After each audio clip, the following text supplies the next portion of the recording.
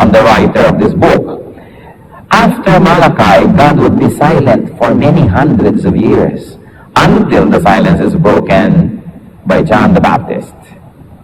For a long time, for hundreds of years, there would be no revelation, no teaching. So the Lord closes the New Testament with a book where we see a lot of his anger for the people. And God would remain silent for a long time, for centuries, until the silence was broken by the voice of the one crying in the wilderness, John the Baptist. Malachi 1, verses 1 to 5, opens with an oracle.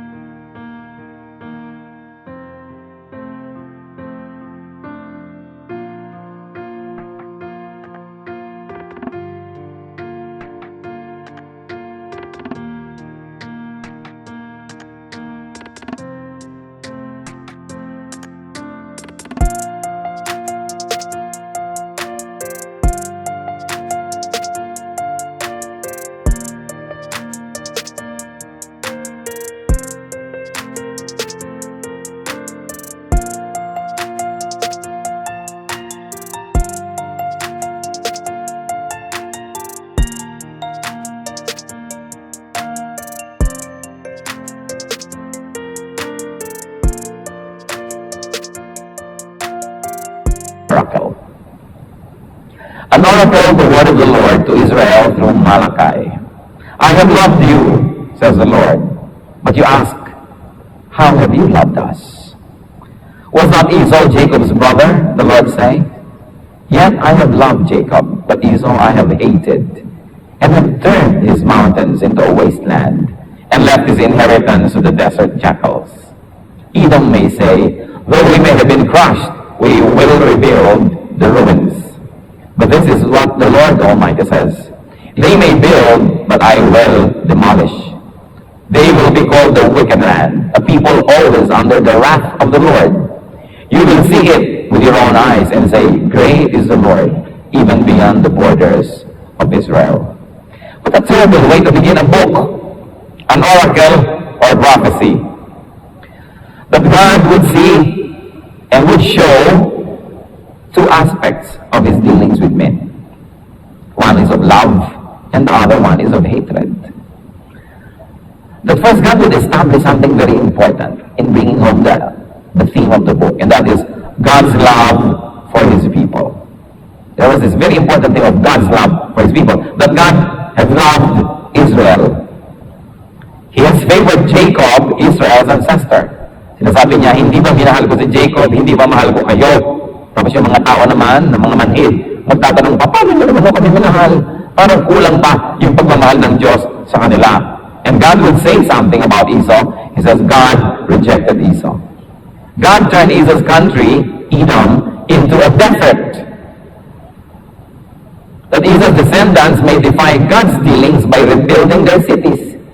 Sabi na, hindi bale, sirain niya, gagawin uli namin, sirain ng Diyos, gagawin uli namin. Bakit? Hindi ba kami marunong gumawa? They were defying God. But God said that God would tear down whatever the Edomites would build. God would be angry as long as the Edomites were sinful. That's what the Bible says. That God was angry with his line, with his bloodline, because their ancestor and everyone was sinful. And as long as they were sinful and not repentant, God would remain angry. So ang ginagawa nila, imbes silang lumapit sa Diyos, imbes silang magsisi, imbes silang magbago, sinasabi nila, we will rely on ourselves. Whatever God destroys, we will rebuild again, and we will rebuild again, and we will rebuild again. And God said, keep on building, and I will keep on tearing down what you build. Even now, this happens. God who loves also hates. He hates sin. God who loves righteousness hates unrighteousness. You cannot love without hating, because you've got to hate the opposite of the one you love. And so God is angry at sin, and is angry at all kinds of unfaithfulness and all kinds of filth. So God was saying in the first opening lines of Malachi that he would assert, that God would assert his omnipotence, his majesty, his reputation, his honor, and his glory. That God would assert his glory despite the Edomites' defiance. This was the opening, but then God will go to the main theme of what He wanted to say. In-establish lang niya kung sino siya, marunong siyang umibig, marunong siyang magalit, marunong siyang magbigay ng gantimpala, at marunong din siya magparusa. To establish a more important message, because God, in this book, was displeased. We see here a God who is terribly displeased. So let's take a look at God's hatred for the people's offerings. God hated something that the people were giving Him. That would be Malachi 1:6, and so on. A son honors his father, and a servant his master. If I am a father, where is the honor due to me? If I am a master, where is the respect due me? Says the Lord Almighty. It is you, O priests, who show contempt for my name. Ang ganda nga naman ang sinasabi niya ako, ang tatay binibigyan ng honor, ang master binibigyan ng honor, o ako ngayon, tatay niyong lahat, Lord God Almighty, nasa yung honor na binibigyan niyo sa akin? Sabi at kayo pa, mga leaders ng church, mga priest pa, kayo pa, ang nagpapakita ng pagbaliwala ninyo sa aking pangalan. Ano nga ba ang reklamo ng Diyos dito? But you ask, how have we shown contempt for your name? You place defiled food on my altar. But you ask, how have we defiled you? By saying that the Lord's table is contemptible. When you bring blind animals for sacrifice, is that not wrong? When you sacrifice crippled or diseased animals, is that not wrong? Try offering them to your governor. Would he be pleased with you? Would he accept you? Says the Lord Almighty. Now implore God to be gracious to us. With such offerings from your hands, will he accept you? Says the Lord Almighty. Oh, that the one of you would shut the temple doors, so that you would not light useless fires on my altar. I am not pleased with you, says the Lord Almighty, and I will accept no offering from your hands. My name will be great among the nations, from the rising to the setting of the sun. In every place, incense and pure offerings will be brought to you my name, because my name will be great among the nations, says the Lord Almighty. But you profane it by saying of the Lord's table, it is defiled, and of its food, it is contemptible. And you say, what a burden, and you sniff at it contemptuously, says the Lord Almighty. When you bring injured, crippled, or diseased animals and offer them as sacrifices, should I accept them from your hands? Says the Lord God. Cursed is the cheat, who has an acceptable male in his flock and vows to give it, but then sacrifices a blemished animal to the Lord. For I am a great king, says the Lord Almighty, and my name is to be feared among the nations. May the Lord bless us through this very interesting reading. That the Lord shows His anger and His displeasure. And what was that about? God was angry about the people's offerings. Dinadala ng mga tao na offering sa temple yung mga hayop na bulag, mga lumpo, mga may sakit, at meron pang nakaw. Sabi, mag-offering na tayo, nakawin na yung hayop na yan. At yun ang dadalhin sa offering. Samantala ang linaw-linaw ng inutos ng Diyos sa Leviticus 22, verses 18 up to 23, speak to Aaron and his sons and to all the Israelites and say to them, if any of you, either an Israelite or an alien living in Israel, presents a gift for a burnt offering to the Lord, either to fulfill a vow or as a free will offering, you must present a male without defect from the cattle, sheep or goats, in order that it may be accepted on your behalf. Do not bring anything with a defect, because it will not be accepted on your behalf. When anyone brings from the herd or flock a fellowship offering to the Lord to fulfill a special vow or as a free will offering, it must be without defect or blemish to be acceptable. Do not offer to the Lord the blind, the injured, or the maimed, or anything with warts or festering or running sores. Do not place any of this on the altar as an offering made to the Lord by fire. You may, however, present as a free will offering an ox or a sheep that is deformed or stunted, but it will not be accepted in fulfillment of a vow. In other words, napakalinaw ng inuutos ng Diyos. Kung kayo may ipinanata, meron kayong isinumpa, may ipinangako kayo, meron kayong mga dadalhin, kailangan walang defect. Eh ang mga tao, anong ginagawa nila? Dinadala nila. Nagdadala na sila ng mga bulag, yung mga hayop na ang dami-daming sugat, may mga galis. Pagkatapos pag nandun na sa altar nila, sabi, kadiri naman yung mga nandyan. Sila ang nagsasabi, they were saying, this food is defiled, walang kwenta. Pero sila mismo ang may dala. Sabi nila, hindi nyo ba ako na-insulto niyan? Ako na king of heaven and earth, who gives you everything. Tapos ang ibibigay nyo, ganyan lang. Mga tira-tira, binemenos, dinitipid nyo ang inyong mga offering. Yung mga mabibenta ng mahal, ipinemaintain ninyo, o yung kayo ang kakain, tapos yung pinapadala nyo sa temple, mga ganito. May mga kutakot-takot ng mga kulugo at mga deformities. Tapos kayo mismo ang magdidiri sa sarili nyong dalang offering at pipitasan nyo ang mga offering dito sa aking table. So let's take a look at the offerings. The offerings insulted and embarrassed God. That's an injury ko, sabi. This is embarrassing. Para bang ang laki-laki mo ng tao tapos may magbibigay sa'yo ng piso. Oh, piso? Bakit naman itong binibigay mo sa akin? Anong mabibili nito? Eh, tao lang tayo, tumatanggap sa kapwa-tao. Kuminsan, insulto ka, binigay lang sa'yo. Gabi mo pa naman. Dim po na may sulat in check na good morning. Oh, ito lang. Wala na bang iba? Eh, ano ba yung Diyos who is King of heaven and earth? Sabi mo, ganito ba ako ka-cheap? Ganito lang binibigay nyo? And yet the people were cheapening their worship. So the offerings express contempt of God's altar. Ilan ang contempt of human court. Malaking bagay na yun. Pwede ka na makulong eh. Yung pang contempt of God's altar, hindi yata yun biro. Yung offering ng mga tao, it was equal to saying, what's so great about the Lord? Pwede na yan. At alam nyo, yun ang sakit ng mga Kristiyano hanggang ngayon. Yung bang, pwede na ito. Kakanta, hindi memoryahin ang kanta, pwede na yan. Sasayaw, hindi nagpa-practice, pwede na yan. Mag-o-offering, sila pula po ang ilalagay sa offering, pwede na yan. Diba? Tapos yung mga 3 personas, laging dinadala sa Rustans. Tapos yung mga si Bonifacio, pwede na yan sa offering. Rizal. No? So, pwede na yan. Hanggang ngayon, sakit yan ng mga tao. Sabi ng Diyos, nakaka-insulto kayo ah. Ano ako, Diyos ang barya-barya? Diyos na ganyan-ganyan lamang. People, through their offerings, dishonored God. They dishonored God. So, subukan nyo ibigay sa inyo mga gobernador kung tatanggapin niya binibigay nyo. At kung makakakuha kayo ng pabor sa mga gobernador nyo dahil yan ang binibigay nyo. Tapos ako, ng Diyos na nasa langit, ganyan lang.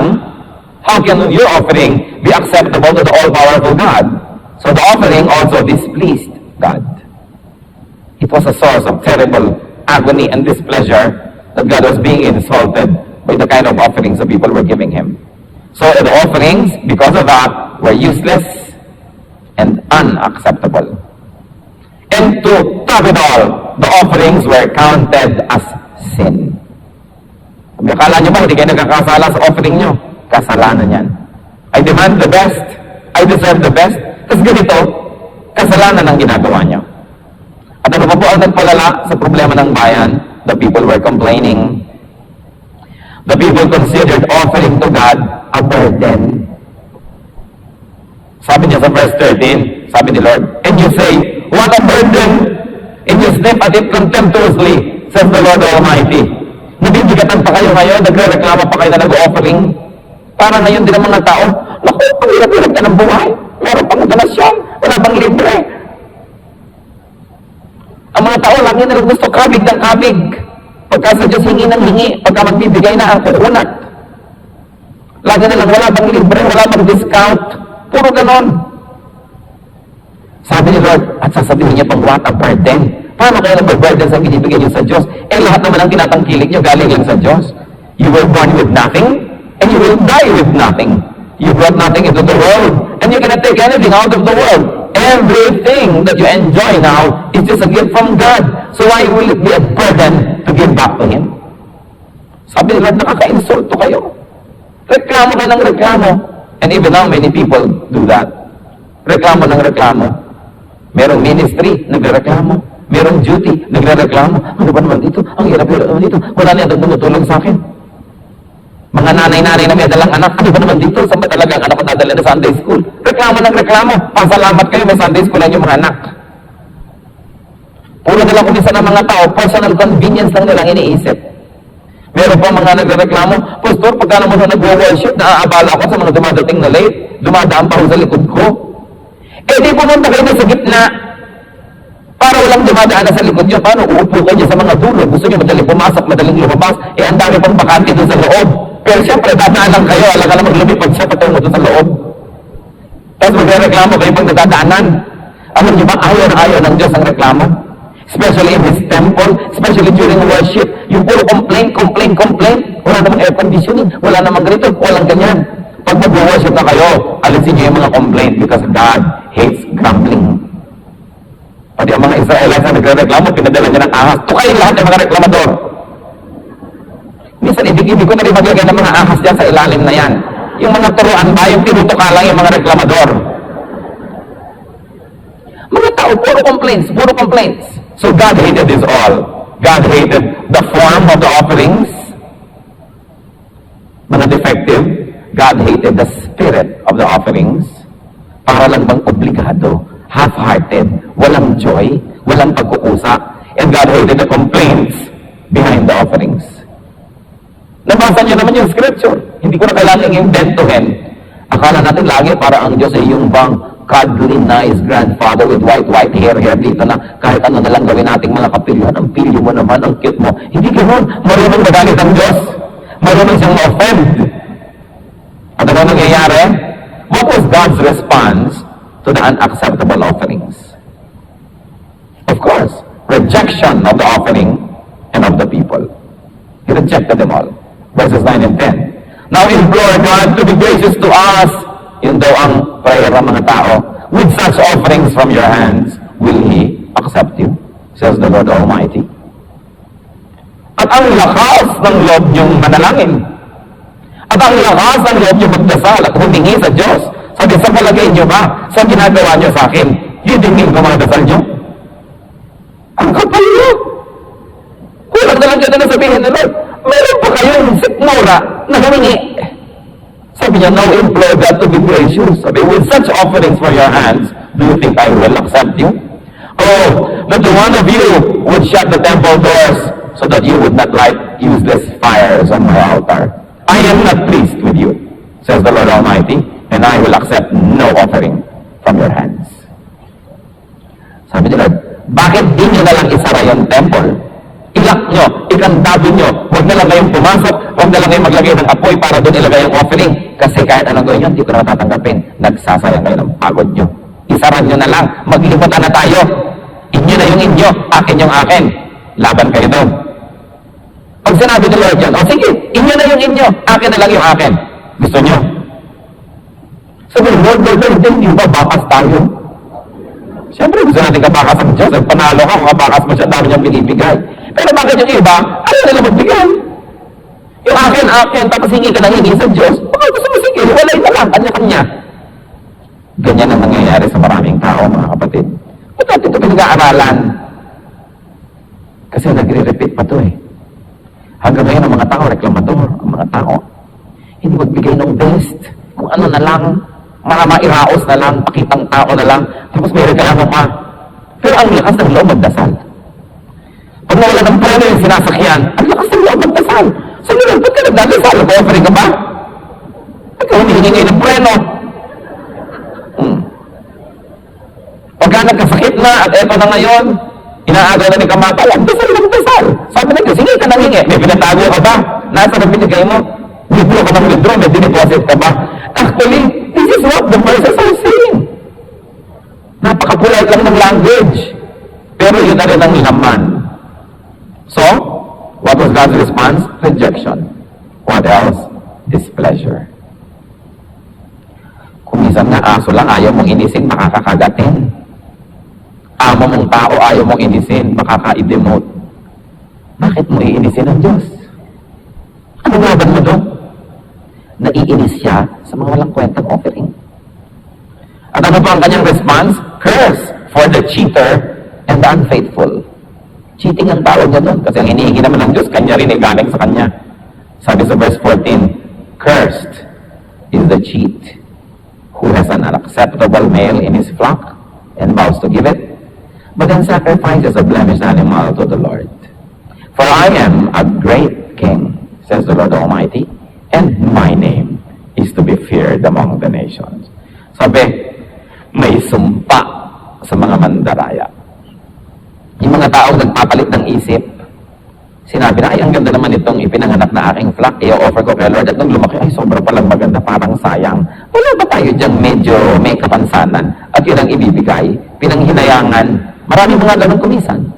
Gagawa ng commitment kay Lord, pagka spiritually high, tapos mamaya, kukubabawa ng mga espiritu, manghihinayang. Hindi tinutupad ang kanilang mga pangako. Hindi tinutupad ang kanilang mga pledges. Kinakalimutan ng mga sumpa sa Diyos. Nanunumba lang pagka nasa panganib, kung may kailangan, pag guminhawa na, kalimutan na, sabi, Lord, joke only. Dahil lumampas na sa peligro. Maraming ganon, pag lampas na sa peligro, joke only na lang yung kanilang mga pangako sa Diyos, nalilimutan. Sa palagay nyo ba, nalilimutan ng Diyos? No. Sabi niya, my name is to be feared among the nations. Huwag kayo makikipagbiruan sa akin sapagkat hindi ako nakikipagbiruan. Parang ganda na sinasabi ni Lord. So, God's glory, God's faithfulness, and God's love demands the best offerings. Hindi tayo nagbibigay sa Diyos when we are giving the best offering. Tayo nagsusukli-sukli lang ng kanyang kabutihan. Nagbabayad-bayad. Hindi kayang bayarang buo, pero nagbabayad-bayad. In the best of what we can do. Kung minsan mahirap sa mga preacher ituro na itong mga bagay, nagmumukhang parang self-serving naman yata yan, baka gusto lang niya mag-fundraising. But this is the word of God, and you cannot deny the people these wonderful truths. Marami kasing mga tao naghihirap, maraming tao hindi nila natatanggap ang blessing, ang natatanggap nila sumpa, just because they don't know na ang ginagawa nila, kinakamuhian pala ng Diyos. Dapat imulat ang mga tao. Dapat nilang malaman na kadalasan sa ating mga paghihirap, sa ating mga miseries, tayo yung manufacturer. Tayo yung author.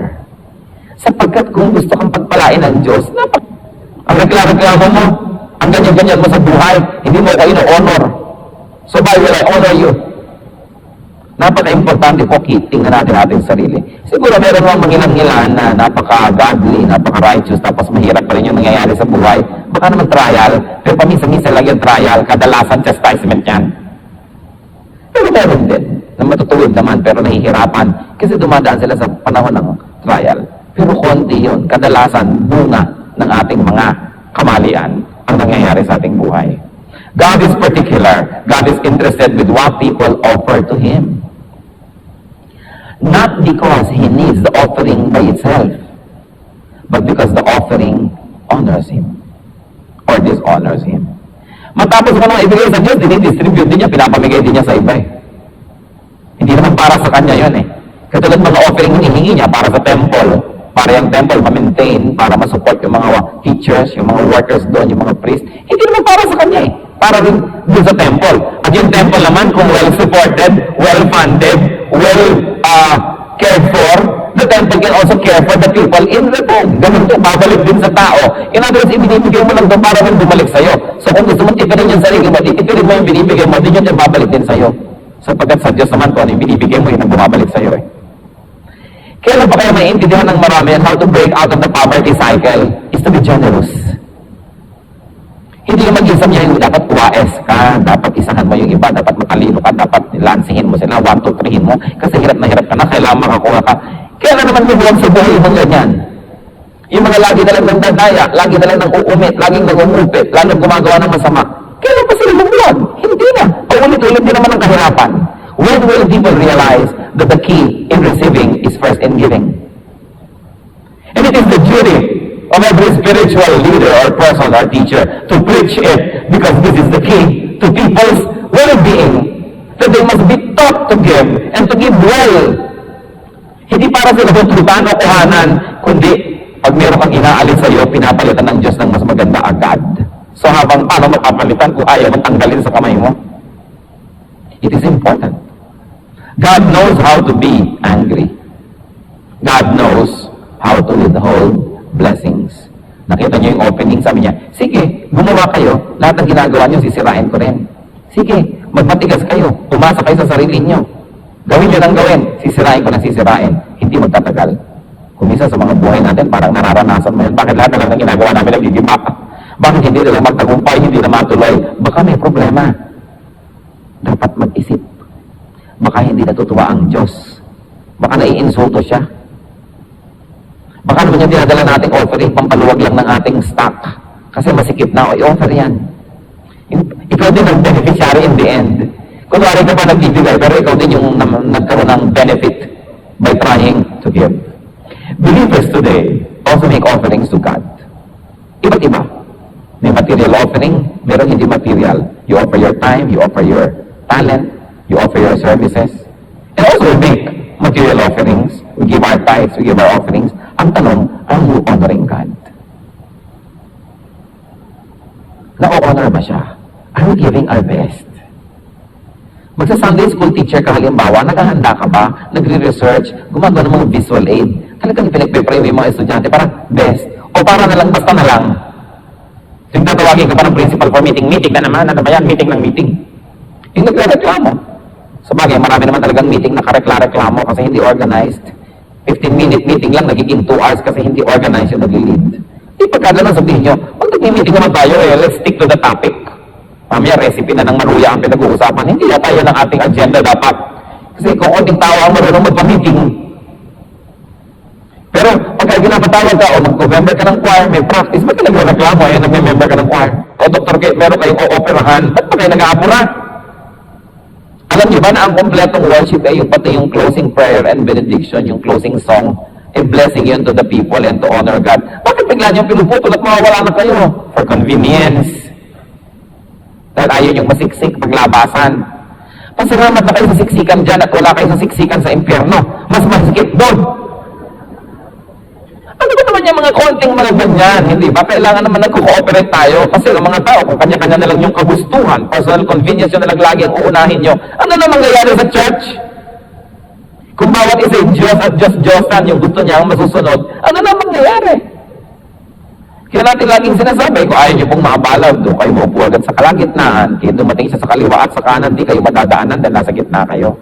Para ba yung mga sa jeepney, sasakay, gusto yun doon sa babaan siya nakalagay, tapos lahat ng dadaan matapakan siya, galit na galit. Eh di lumagay-lagay kayo doon sa loob. Eh hindi, gusto pagbaba niya, madali na. Yung convenience. Everything has a price. If you want to be convenient, it has a price too. But if kakanta kayo, gandahan nyo. Sasayaw kayo, gandahan nyo. Mag-o-offer kayo, gandahan nyo. Magbibigay kayo sa church ng gamit, huwag naman yung Olivetti makinilya, natuntungan na lang ngayon sa baha. Pinapanood nyo lang yata yung bodega nyo, kaya kayo nagbibigay ko misa na no? Ano ba talaga yan? Hindi nyo naman pwede maghihima ng Diyos. Nagbibigay pa kayo para makatulong o para lumog ang buhay nyo. Sa bagay, pwede na rin yung mga Olivetti pag may baha. Pero yung sabihin, eto mo para makapag-type kayo. Paano naman ako nag-bodybuilding nito nung binuhat ko itong makinilya na to?